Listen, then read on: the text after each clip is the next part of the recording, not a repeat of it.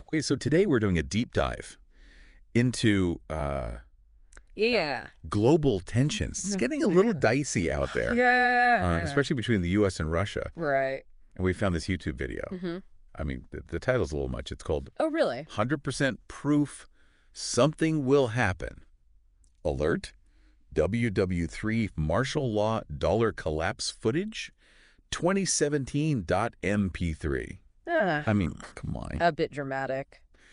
A little clickbaity, don't you think? Yeah. But Yeah. there are some interesting points in there I bet. that I think are worth exploring. So we're going to take a look Okay. and see what's what. Yeah. Is this really WWIII on the horizon? What evidence is there, and what does it all mean for you listening? Right? What should you be doing? Right. It's easy to dismiss those kinds of sources, right? Totally. But sometimes even the most outlandish claims can raise some interesting questions. Yeah. And get people thinking about what's really going on. Exactly. So one of the first things that jumps out in this video Okay. is this NATO operation. It's called Okay. Atlantic Resolve, Yeah. where they're sending all these U.S. troops and tanks to Europe. I've heard of this, yeah. Yeah, to counter Russia, supposedly. Right. But, when the first batch of troops arrived in Germany, Mm-hmm. I mean, people were not happy. Oh, really? There were all these protests, some with signs that said, like, Army, go home. Hmm. But then, like, at the same time, other people were, like, scared of new wars starting. Right. Because of the size of the whole thing, It's interesting. It seems like there's a lot of fear and uncertainty surrounding, any kind of military action. Absolutely. And it's not just a simple, yes or no, good or bad situation. Right. It's a lot more complicated than that. Yeah, definitely. And speaking of complicated, Yeah. the video then goes on to talk about China and how the People's Bank of China weakened the yuan against the dollar, like by almost a full percentage point, Yeah. which could mean billions of dollars going back to the U.S. Federal Reserve. Oh. So at the same time, Yeah. China is like ramping up their military drills in the South China Sea, sometimes like multiple times a week. Wow. What do you make of that? Well, it seems like there's potentially a connection there, right? Yeah. I mean, devaluing the yuan, like that could have big implications for the U.S. economy. I mean, historically, countries have used currency manipulation like this, as a way to like get ahead in trade. So when you see that happening alongside all these military drills, it definitely makes you wonder, right? Makes you wonder. About what their game plan is. Wait.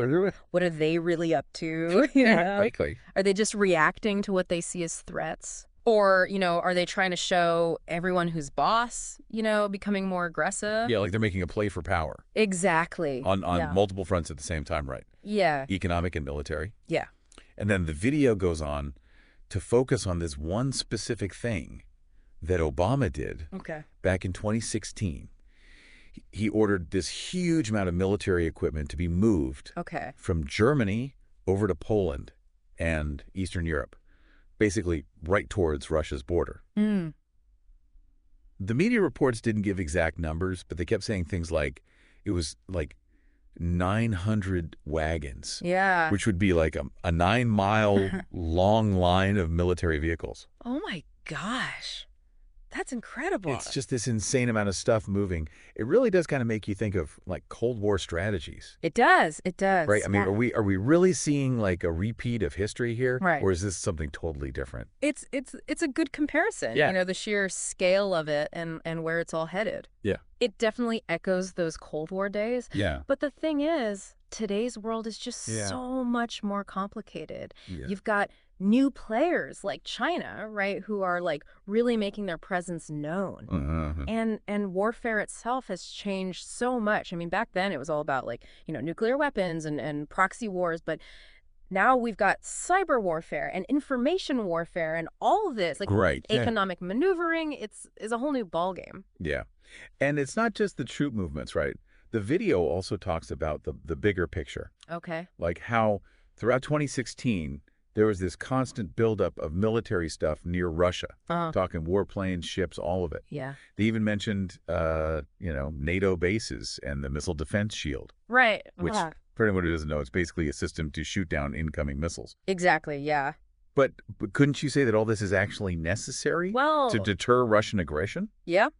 That's the big question, right? Yeah. Historically, I mean, does this kind of buildup actually work? Right. Some people say, yeah, it does. A strong military presence scares off potential attackers. Right. But then others argue that it actually makes things worse, like it increases tension and makes conflict more likely. Right. So I think in this case, we really have to consider how Russia is seeing all of this. Yeah. Do they view it as a genuine defensive measure, like, we're just protecting ourselves? Yeah.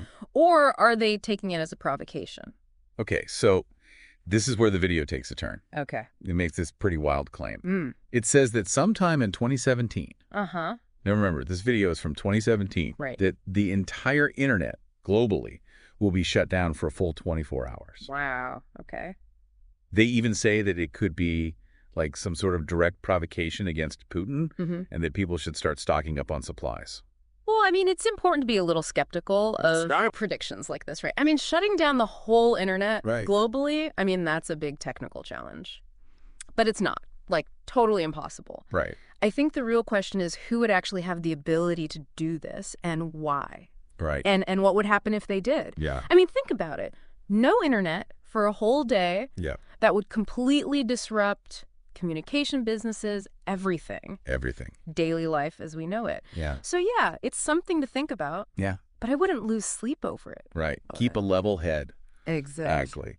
So looking back at all this. Exactly. I mean, what do you think is the most concerning development here? Are we really, like, teetering on the edge of war? No. Or is this just a bunch of posturing and saber rattling? Well, the most worrying thing to me is just how much tension there is in all this military buildup, right? I mean, between the troops and the equipment and the things people are saying. Yeah. And the risk that, someone might miscalculate. It does feel like the danger of conflict is very real. Right.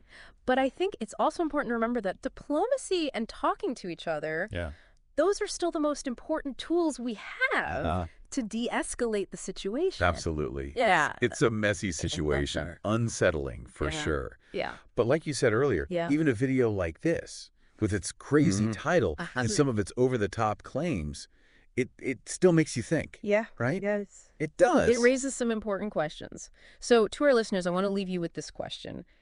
If you were suddenly put in charge of calming down this whole global situation, what would you do? It's a big question, I know. Yeah. But it's worth thinking about. Absolutely. Yeah. And, while staying informed is super important, it's also important not to get carried away by fear-mongering. Right. Think critically about what you're hearing and seeing. Yeah. And don't panic. That's great advice. Thank you so much for joining us. Of course. On this deep dive. It's been a pleasure. Stay curious, stay informed, and as always, yes, stay engaged.